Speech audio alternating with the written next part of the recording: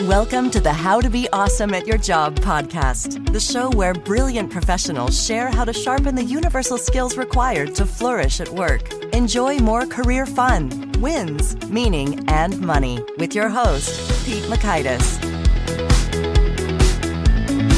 Hello and welcome to episode 851 with Nicole Kalil.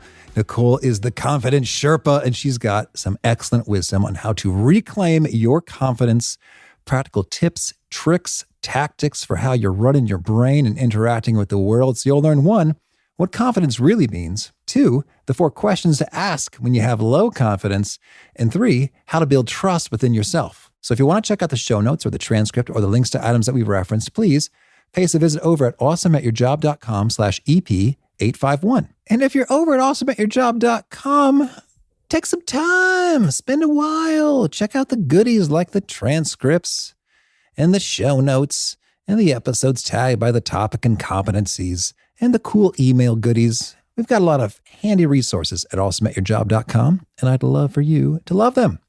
Now, here's a little bit about Nicole. Nicole's passion for eliminating gender expectations and redefining women's work is both what keeps her up at night and what gets her up in the morning. That and much coffee. She's an in-demand speaker and author of Validation is for Parking, a leadership strategist, respected coach, and host of the This Is Woman's Work podcast. Her stalker-like obsession with confidence sets her apart from the constant stream of experts telling us to be confident. She actually shares how to build it and gives actionable tools. She's a fugitive of the C-suite of a Fortune 100 company and has coached hundreds of women in business, which has given her insight as to what structurally, systemically, and socially is and isn't serving women and leaders within an organization. Maintaining some semblance of sanity in her different roles of wife, mother, and business owner successfully is an ongoing challenge, but with whatever free time she has, she enjoys reading and wine guzzling, cheese, hotels, and is also a reluctant Peloton rider. Big thanks to Nicole for sharing her wisdom with us, and big thanks to our sponsors. Check them out. One sponsor to check out is Harvard Business Review. This brilliant magazine, published at hbr.org, is the leading destination for smart management thinking. Fun fact, HBR has been mentioned in 108 episodes of the show. That's because HBR has great stuff that comes up often. They've got explainer videos, podcasts, real-world case studies, and much more. I think of HBR each night that I put on my special orange glasses. Their article, Will Blue Light Glasses Improve Your Sleep?, revealed that those who wore them reported better sleep and a 7% improvement in work performance as compared to those who wore the sham glasses. So I cite HBR anytime anyone tells me that I look silly wearing them. Now, much of HBR's content is available for free when you sign up at their site. Subscriptions that get you unlimited content cost $10 a month. If you visit hbr.org/subscriptions and enter the promo code AWESOME, you can save 10% off of that subscription. Again, to save 10% off of your HBR subscription, go to www.hbr.org/subscriptions and enter the promo code AWESOME.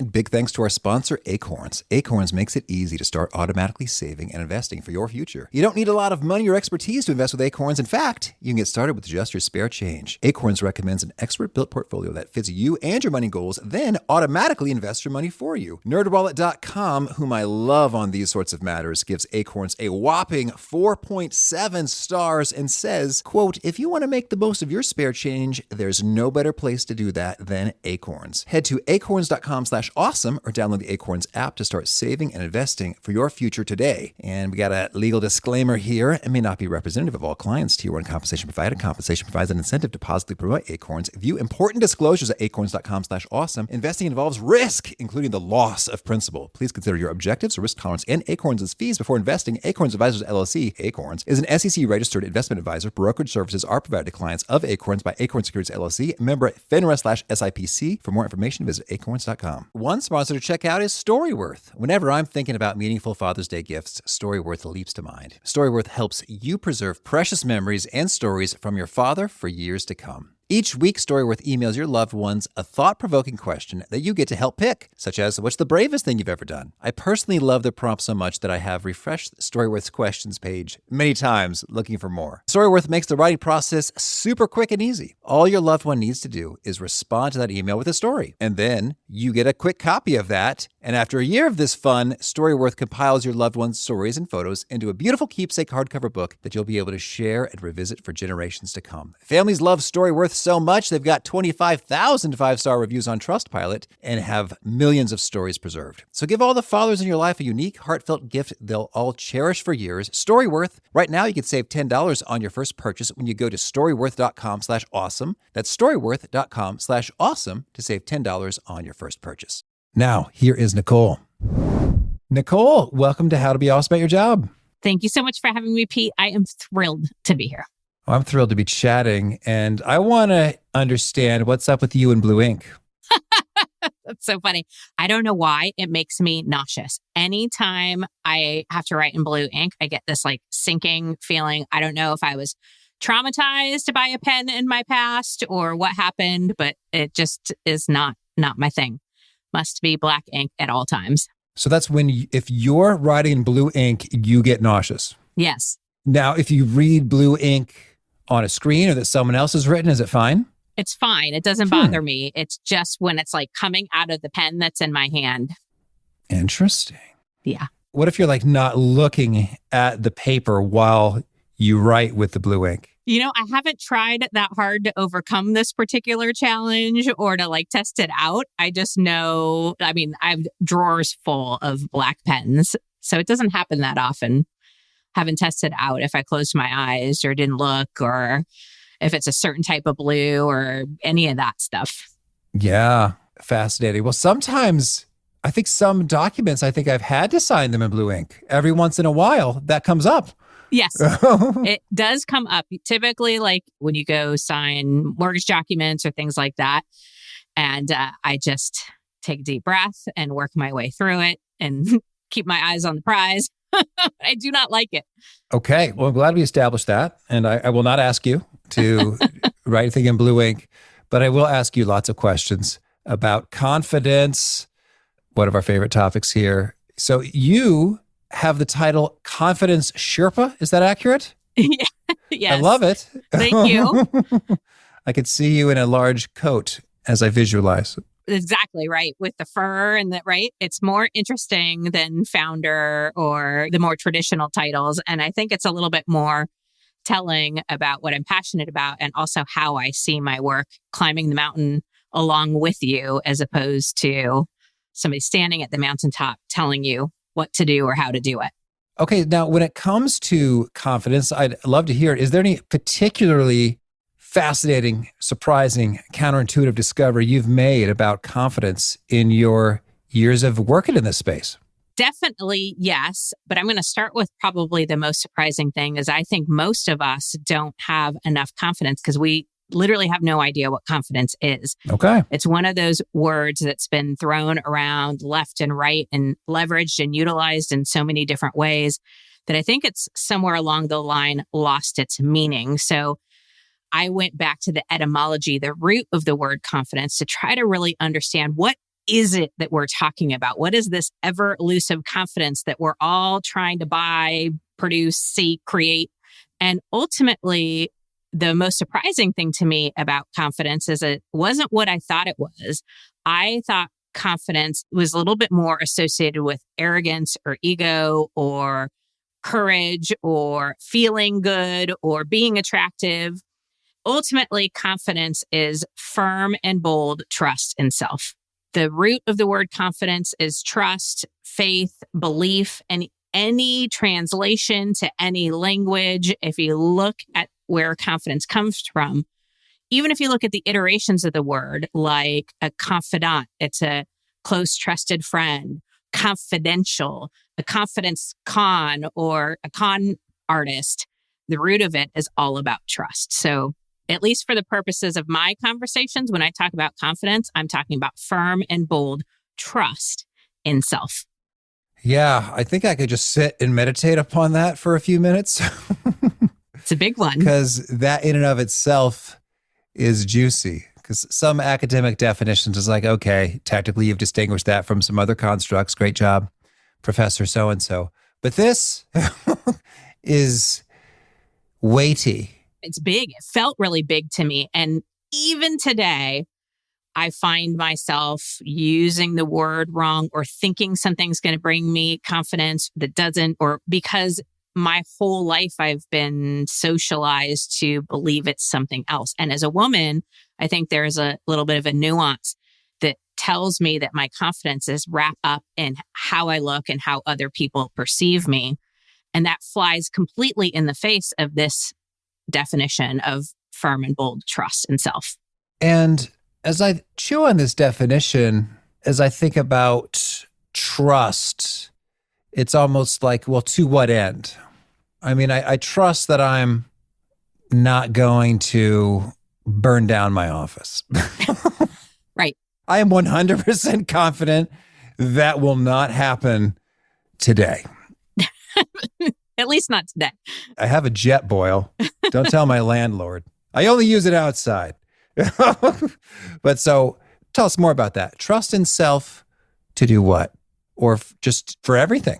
I would argue just about everything, but I think sometimes trust and competence get confused. And also, one of the other surprising things I learned about what builds confidence is failure builds confidence. Why? Because it's easy to trust ourselves when things are going according to plan, when we're winning, when we're achieving, when we are checking all the boxes. Trusting ourselves is easy during those moments. It's when fear and doubt, or when you make mistakes, it's the trust that's required to pick ourselves up, dust ourselves off, get back into action. It's the I'm still okay. I trust that I'll be okay on the other side of this. Trust that I will learn, I'll grow, I'll come out better, that it served a purpose. I think choosing to trust ourselves during the harder times is where this skill, this muscle gets developed at a much deeper, sustainable, longer lasting way. So that was another surprising thing, is that failure actually builds confidence if you choose it, if you let it. Because again, trust isn't necessarily, I have all the answers, I know what I'm doing, I have it all figured out. It's trusting that I'll be okay no matter what, and that I can come out better on the other side. Okay. Well, can you tell us an inspiring story of a professional who was able to develop extraordinary confidence? Well, and I would argue that we're all doing it all of the time. And I think any one of us who have taken big risks, chased any dreams, had difficult conversations, raised their hand for something they wanted, put one foot in front of the other towards what matters, is exercising and building confidence. And I don't know that any human feels 100% confident 100% of the time. But I would just argue that the skill is required to both get what we want and also gets developed in the action that it takes to move toward what we want. It feeds off itself. Okay. Well, could you maybe give us an example of that playing out? Yeah. So I'll use myself. I don't know that I'm the most successful person or the best example, but it's the one I know inside and out. I was an executive at a Fortune 100 financial services company, very male-dominated industry. I was the first female in my role in the company's 160-year history. And I was doing well from the outside looking in, looked the part of the independent, successful woman on the rise with my who needs a man attitude. But the way that it was on the inside did not match at all the way that it looked on the outside.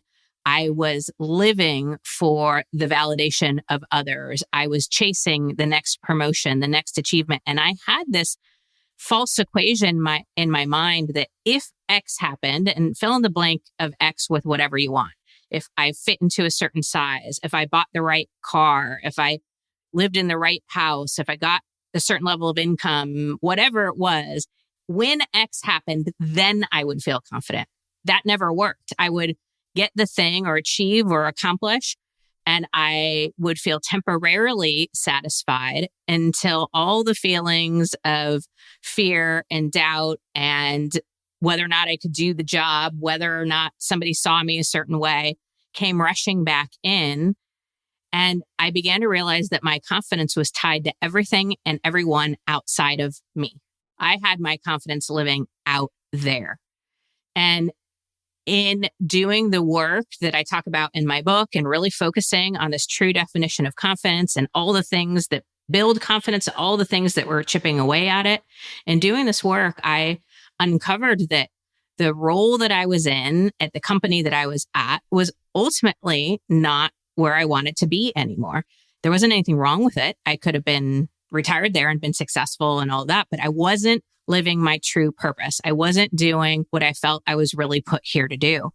And so with a lot of courage and a lot of confidence, I stepped down from this very big multiple six-figure role to start my own business. And that took a ton of confidence. And then building that business and pivoting during COVID and entering this year without any business goals for the first time in my professional life and still doing more, chasing more, risking more. I think all of those hopefully are demonstrations of confidence in action. And that's not to say that I feel confident 100% of the time. I've messed up. I've made mistakes. I've learned. I've grown. I've been afraid. I have doubts. I have days that are where I'm not at my absolute best. And yet I still get to choose how to interpret those events. I get to choose to see them in a more productive, more empowered way and come out better on the other side. Beautiful. Okay, well, let's hear a bit about your book, Validation is for Parking, How Women Can Beat the Confidence Con. What is the confidence con? So the confidence con is this idea that our confidence is built externally. It's built through validation or compliments or achievements or successes. And by the way, I'm not saying that there's anything wrong with any of those things. I'm just saying that those are not, in fact, what bring you confidence. Your confidence isn't out there. No one or nothing is walking around with your confidence waiting for you to find it and get them to give it to you.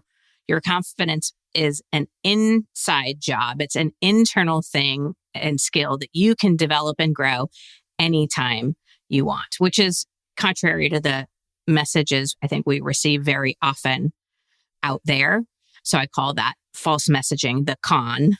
And the book is really focused on the things that actually build confidence, build trust. Okay. Well, tell us, what are the things that actually build confidence and trust? How do we pull it off? Okay. So there are 5 confidence builders that I identify in the book. I also identify 5 confidence derailers because there are things that are chipping away at doing damage to our confidence. If we're not mindful of those things, we can do all of the building work we want, but we end up feeling like we're on a hamster wheel. We're doing a lot of work, but not moving very much forward. So I'll identify the 5 confidence builders quickly. Action. Action builds confidence. I can't find a single expert or research or article on the topic of confidence that doesn't agree with that. You don't think or hope or fingers and toes cross your way into confidence. You get into action towards it. So action, failure. We talked about that a little bit already. Giving yourself grace. The way you talk to yourself matters. So this can be mindset work. This can be, speaking to yourself the way you would somebody else that you love, respect, and admire. The 4th confidence builder is choosing confidence, which I know sounds a little obvious, but I think a lot of us think confidence is a feeling that we either have or we don't, as opposed to a choice we can make anytime that we want. And then finally, the 5th confidence builder is building internal trust. It's the things that we can do to establish, grow, develop, build trust in ourselves. Okay, lovely. So those are the builders. And then what are the derailers? So the 5 derailers, first is perfectionism. This idea that we're supposed to have it all, do it all, be it all, and look good while doing it. Perfectionism is the enemy of confidence because it is not an achievable goal. Head trash is the 2nd confidence derailer. This is the voice inside of our own minds that says things to us about us that are never kind and very rarely based in fact or in truth. So head trash, that internal negative voice. The 3rd confidence derailer is judgment and comparison. This thing that we do where we compare ourselves to other people and we either fall short or think we're better than. Confidence is not comparing yourself to somebody else and feeling superior. Confidence is not needing to compare yourself to anyone at all. The 4th confidence derailer is overthinking. Thinking is not a problem. We should all be doing it. overthinking is problematic because overthinking leads to inaction. Inaction creates regret. And then finally, the fifth confidence derailer is seeking it externally. It's hoping that the person of your dreams is going to give you confidence, or the weight loss, or the certain level of income, or a certain amount of followers on social media. This idea that something external, something outside of us is going to infuse us with confidence. Okay. So that's a nice lay of the land there in terms of the builders and the derailers. Can you share with us perhaps some of the best practices in terms of bang for the buck? What are the practices that we should take on that makes a world of difference in terms of having more confidence? Absolutely. So I'm going to walk through an exercise. And in my book, I have, I think, 10 different exercises that are all designed to help, because I'm more of a tactical oriented person. I don't want somebody to just tell me to be confident. I want them to give me action steps, tactical. So there's a lot of that in the book, but I'll give one as an example. And it's the process that we can go through inside of our own minds of either overcoming or rethinking about failure. So if you made a mistake or you've experienced failure or you're worried about it, ask yourself first and foremost, what are the facts? So let's say, and Pete, this is actually true, I feel like I'm having a little bit of an off day. Hopefully I'm not blowing it, but I don't know that this is the best podcast I've ever done in the history of ever, right? So my brain is starting to go into head trash and I'm screwing up and oh my gosh, all these people are hearing me mess up. And what if, and this is a top podcast and Pete is awesome and he thinks I'm an idiot. And so my brain's going crazy, right? So here's an exercise in action. First, I ask myself, what are the facts? The facts are, it's 24 minutes into a recording with Pete on the How to Be Awesome at Your Job podcast. The facts are, it's a, top 1% podcast. The facts are, I got invited to be on the show. The facts are that I'm speaking about confidence. What are the facts? And only the facts. This is important because we often interact with our interpretations or our perspectives as if they're fact. Mm-hmm. We don't want to do that. So step number one is, what are the facts and only the facts?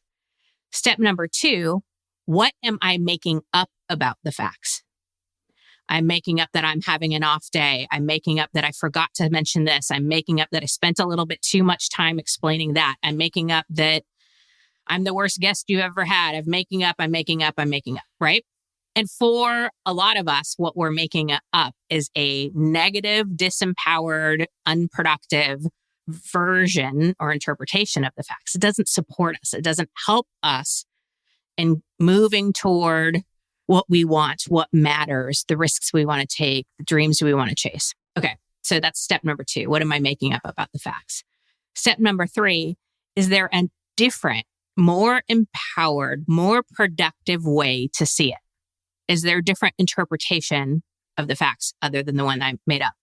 And little pro tip here, while any of us can do this for ourselves, sometimes it's helpful to engage a trusted friend or colleague or coach or mentor. It's sometimes hard to see things clearly from the inside. There's an expression that says you can't read the label from the inside of the bottle. And that's what I think of here. Sometimes that different, more productive, more empowered version of the facts can come to you from somebody outside telling you how they see it. Now, it is still your responsibility because nobody gives you confidence to go from there, and you get to decide which interpretation you choose or which one you believe. But another interpretation of the facts is, what an honor it is for me to be here. Whether it was perfect or not, I took the risk. I was excited about the opportunity. I am sure that there is at least one person listening who's going to be impacted in some way. Somebody's going to be thinking about confidence in a new way, in a different way that maybe is more supportive. Somebody might take a risk on the other side of this. I'm going to learn. I'm going to get better as a guest. So which of those two interpretations of the facts is more true, is more factual or more correct? The answer is neither. I'm making up both interpretations, but one of those is more productive. One of those is more empowered. One of those is going to support me in moving towards what matters, is going to support me in, doing bigger and better things, which leads to step number 4, which is what action do I take from here? So now with this more productive, more empowered interpretation of the facts, what action do I take from here? Maybe the action is sharing this episode on social media and my platforms. Maybe this action is asking if there's another podcast that I really want to be on that maybe you would make an introduction. Maybe the action is listening to this episode and really thinking about what are the learning opportunities? What could I do better? What skill can I develop from here? There's so many actions I can take, but action builds confidence. And so the problem with mistakes or failures or head trash or all that is often it puts us in a spin and we end up physically or mentally in the fetal position doing nothing. And so this 4-step process hopefully helps to get outside of our heads and towards what really matters. Okay. Yeah, that's cool. Thank you. I dig it. And then the facts and only the facts. And then what are you making up? And then what is a different interpretation? That's cool. I'm curious, are there also some practices that are handy outside the heat of battle, but just as a general thing to do, maybe daily, weekly, quarterly, in terms of, this is wise and will keep that confidence boosted over the course of the year? Yeah. So the example I just gave and a few others, I would say are more reactive or more like, hey, I'm struggling. I need something to get me back on track. I think there are some things that you can do that are more proactive or even preventative or that help you from getting into that place. So there are a few things. The first I'll mention is something called the things I know to be true about me at this point in my life. I know that's a ridiculously long title for an exercise, but ultimately, in order to trust yourself, I believe you need to know yourself. This is an exercise in self-awareness and self-appreciation. So you spend some time thinking about, what do I know to be true about me at this point in my life? What are my superpowers? What are my unique abilities? What makes me different? What comes more naturally? What do I count on about myself? What do other people count on about me? What might be my unique purpose? Any of those questions, you just start laundry listing them out. I've done this exercise more with women than any other gender, but I've found that the average number of things people can come up with is 6. 6 things they know to be true about themselves, which is mind blasting to me because with all of our life experience, with all of our complex things that make us us, it is just an indication of how little time we are spending building our own self-awareness, getting to know and appreciate and respect and admire ourselves. And can you give some examples of some of these things? Absolutely. So I'm a good decision maker. I mean what I say what I mean. I love my family, full stop, no negotiations. I have a sarcastic personality. So those are some examples. My list is much longer now, but those are some examples of things that are on my list. Things that I know and can count on about myself. And these aren't wish lists. This isn't who I want to be. Nobody is anything 100% of the time. So let's take that. I'm a good decision maker. That doesn't mean I've only ever made 100% good decisions. It just means that is a skill that I rely on regularly, that other people have admired about me, that often gets leveraged or utilized in my work. And so these things, I'm just thinking in terms of like the filter or the relevancy is like, I could name dozens of things I know to be true about myself that are somewhat inconsequential. I like drinking LaCroix. It's like, okay. So it's true. I know that with confidence, Nicole. I could tell you that. I don't know if that's getting me anywhere though. Can you help me out with that? Yeah, sure. I mean, I would say as an initial starting point, put anything that comes to mind with no judgment. This list is between you and you. You don't have to necessarily go out and share it with anybody.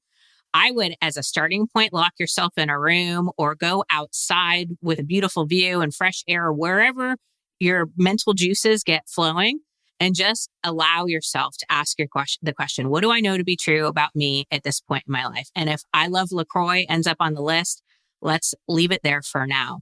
At least as a starting point, try not to judge, try not to kneecap, try to find evidence for what comes out. So I'll give another example. I've had people say, I'm honest to a fault. Like just cross out the to a fault. Just, I'm honest. If somebody takes fault with that, that might be a them problem, not a you problem. But we have a tendency to say something about ourselves and then kneecap that sentence or soften or add disclaimers. I'm pretty smart. It's okay to just be smart. Cross out the pretty. So Pete, I don't know if that answered your question, but I would start with putting everything on. And then at some point in time, you're going to edit the list and refine it to maybe what matters most. But back to your earlier question, this is something you can read at the start of each day. This is a more personal, more customized mantra or something that you can tape on your mirror or something that you read right before you're about to do something big or take a big risk. So you're really grounded in who you are and what makes you unique, what makes you special, what are the unique abilities you're bringing to the table.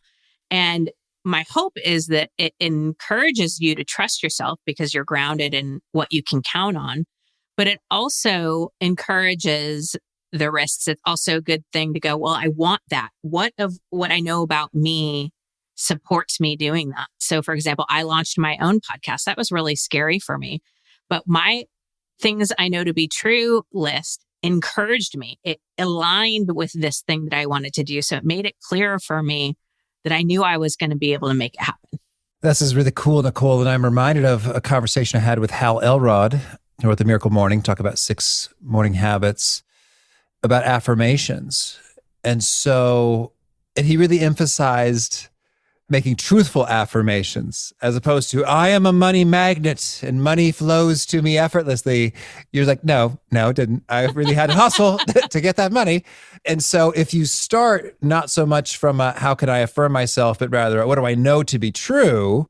I'm imagining as you edit that, you get to a pretty powerful rundown that as you look at and you say, it's sort of like an affirmation, but the way we got there was starting with foundations that are true about you as opposed to like wishes and desires. Yeah. I find it harder to trust a wish or desire. I don't have much evidence. And of course, trust implies a little bit of not having all of the evidence, but I want to ground myself in what I trust, what I feel confident about, what I know to be true first. And I don't know, I think affirmations and mantras have a wonderful place.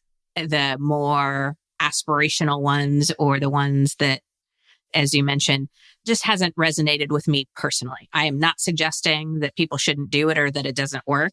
I'm just saying it didn't work for me. So this was my sort of tweak on it. That's cool. Okay. Well, tell me, Nicole, any other favorite practices that really pack a wallop? I start with a list of 10 things that build internal trust. And it's not by any means limited to 10. And I won't go through 10 today. But when we think about confidence as firm and bold trust in self, and we understand that it's not going to come to us from the outside in, it's built from the inside out, then it begs the question, how do I do that? How do I build trust with myself? And so first, I would encourage you to think about how you build trust with others and how others build trust with you. That will give you some insight into what's most important to you. But there are a few things that I think are fairly universal. For example, keep your commitments. We trust people more who do what they say they're going to do. We trust people more who follow through on their commitments. We tend to trust people who flake or don't show up when they say they're going to less. I mean, this is just not 100% true across the board, but I'd say pretty general. So if you think about that, then how do I build trust with myself? You take those things and you take it internal. Well, first and foremost, keeping the commitments you make to yourself at least as much as, if not more, than the commitments you make to others.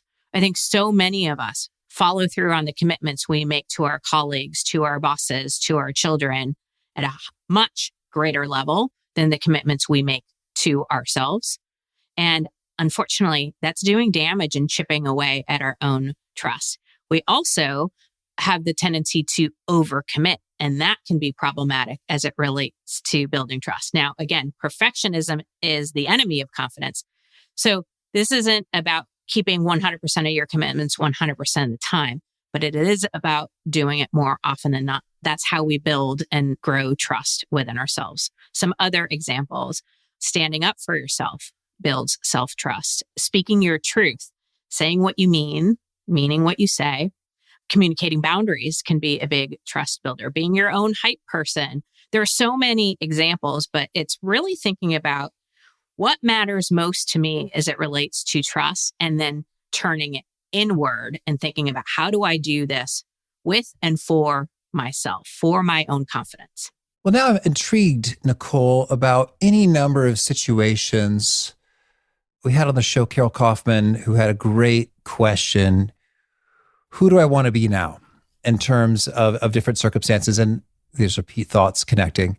It's funny. I'm thinking right now, if someone provides you with service that is not quite acceptable, usually I'm like, I don't want to make a big issue of it. It's not that big a deal. I don't want to hurt their feelings. I got a little bit of people pleaser in me.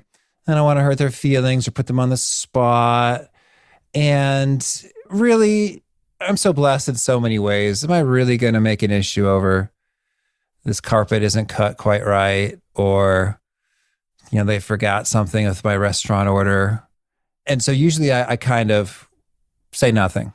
But what you describe makes me think, there may be a whole lot of value in kindly, lovingly, diplomatically saying, speaking up for myself in those environments. What are your thoughts here? I'm right there with you. I also am a recovering people pleaser, and I have to check in with myself. If I don't say anything, how will I feel on the other side of this? Will I feel frustrated? Will I feel disappointed? Will I feel like I let myself or someone else down? Will I be pissed off? And if the answer to any of those questions is yes, then probably should say something. But Pete, you hit the nail on the head. How I say it is a big differentiator in how I'm going to feel about myself. So like you said, maybe it's not that big of a deal. Maybe it's just hey, I had this recently with a contractor. Hey, you've done phenomenal work. I could not be more pleased. I would recommend you to people, but can I give you one piece of feedback? One thing that I didn't particularly enjoy in my relationship and that would prevent me from referring you in certain situations or to certain type of people. Are you open? Would that feedback be valuable? So I got to speak from what was true for me. I got to share something that was on my mind and that was really bothering me, but I got to do it in a productive way for both of us. And by the way, I also have had the moments where I've gotten so pissed off that I over-rotated and in the guise of standing up for myself, just ended up being a big jerk. And I had to check in with myself on that. I think the judgments and the things that we say and that always tell us more about us than the other person. And the only thing I have any control over anyway is how I show up. And what's interesting is I imagine this conversation with the contractor or whomever, if I let the worst case scenario play out, like wildly unrealistic, they start screaming at you like, well, Nicole, it is absolutely outrageous that you would expect such a thing given the timeline and the budget. And it's frankly extremely rude of you to throw this minor foible in our faces when we've bent over backwards to over deliver and be awesome for you. Okay, so that's like over the top negative reaction to a piece of feedback. And that in and of itself could be a confidence builder in terms of, you know what? I just survived the worst case scenario and it didn't damage me. Assuming hopefully that you're not going to then prosecute yourself like, oh, I shouldn't have said that. That was so bad of me. I mean, hopefully you're not at risk for going down that pathway, but yeah, tell us about that. No, but you hit the nail on the head. First of all, the worst case very rarely happens. We always make up the worst case in our mind, and it's almost never that. And the other thing that you said that's so important, it's a confidence builder either way. I get to be proud of myself that I spoke my truth. I am not responsible for how they respond or how they react or what they choose to do with it. He was lovely. He was like, I so appreciate the feedback. He could have walked out of here and it was like, she's full of crap. I'm not taking any of that. I don't know. all I know is I was willing to get uncomfortable to share something that was important for me to share. I trusted that my voice mattered. I trusted that my opinion mattered. And I trusted that this feeling that was existing within me was worth putting words on. That's cool. Well, Nicole, tell me any other key things you want to make sure to mention before we hear about some of your favorite things? There's an expression that we hear a lot in like professional environments, the fake it till you make it. This is going to sound like semantics because it's just a different word choice, but I prefer choose it until you become it. Faking it sends the message of inauthenticity. And I think when we separate from our authentic selves, we create tears in our trust. When we try to show up as someone or something that we're not or be another person, fake it, I think we actually inadvertently do some damage to our trust and to our confidence. And so my spin on it is choose it until you become it. Choose to trust yourself moment by moment, day by day, until the feeling catches up. Choose confidence until you become it. All right. Well, now, Nicole, could you share with us a favorite quote, something you find inspiring? Yes. So I have this in my office. It says, you'll be too much for some people. Those aren't your people. Okay. And a favorite study or experiment or bit of research? So I am not an avid researcher. I rely on other researchers to find the information. So Adam Grant, I'm just a huge fan and I follow all of his stuff. And his book, Think Again, was really impactful for me. I was about to ask for a favorite book. Is that it or is there another? I could use that, but I read 80% of the time for pleasure and maybe 20% of the time for self-development or work-related things. So on the personal side, Louise Penny mystery books are favorites. All right. And a favorite tool, something you used to be awesome at your job? Airtable, the app. Oh, yeah. I literally would be lost without it. So that's my go-to. Nicole, you are an entry in one of our Airtables. Guest CRM. Oh, I love that. Yeah. It's magic. Yeah. You are on mine. That's how I prepped. And a favorite habit? I'm an avid reader. That's probably my favorite thing I do. I read 50 or more books every single year. But what is a unique take on it is I read during my working hours because I consider it professional and personal development. It helps me be better at my job. Okay. And is there a key nugget you share that really seems to connect and resonate with folks? They quote it back to you often? So the don't fake it till you make it, choose it till you become it. But also the expression, you can't learn to park in a parked car. Just a reminder that action is how we learn and grow and do just about anything. And if folks want to learn more or get in touch, where would you point them? My website's probably the best place, NicoleKalil.com. It has all the things. Okay. And you have a final challenge or call to action for folks looking to be awesome at their jobs? My call to action is to trust yourself, to choose confidence on the road to competence. The reality is you can't be competent at anything when you're trying it for the first time or when you're doing something new or when you're taking on a new challenge. Competence is something that's gained and earned over time. And so since you can't be competent day one, the option is to choose confidence because you can do that anytime you want. So confidence on the road to competence. All right. Nicole, thank you. This has been a treat. I wish you much fun and confidence. Thanks, Pete. I appreciate it. Thanks for having me. Really love Nicole's take on what are the facts. And I've heard it also said, what's sort of the first arrow, the second arrow, the first dart, the second dart. There's the facts of what happened and then all the interpretation we put on top of it. And sometimes that interpretation is bringing us down into a not so confident place. Great tip there to go back to the facts and then proceed with those other steps there in terms of what am I making up about the facts? And is there a different, more empowered, more productive way to see the situation? So much good stuff from Nicole. Again, the show notes, the transcript, and the links to items we've referenced are at awesomeatyourjob.com/EP851. I hope to catch you next time. And peace.